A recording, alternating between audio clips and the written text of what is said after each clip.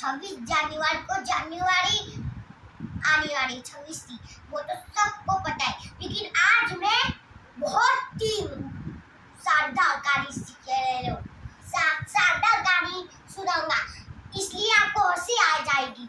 तो उससे पहले वीडियो को लाइक, चैनल को सब्सक्राइब कर दो और नीचे जाके बटन है ना उसको फॉलो कर दो। तो चलो मैं सुनाता हूँ। आज बारिश हुई हुई, आपको पता है? नहीं पता? मैं सुनाता हूँ। बादल और सूरज की लड़ाई हुई। बादल ने सूरज को मुक्का मारा, सूरज गया उसकी घर में और बारिश आई और सब सो गए, रात पड़ी गई थी और 4 बजे वो सुबह हो गई और सूरज और बादल की फिर से लड़ाई।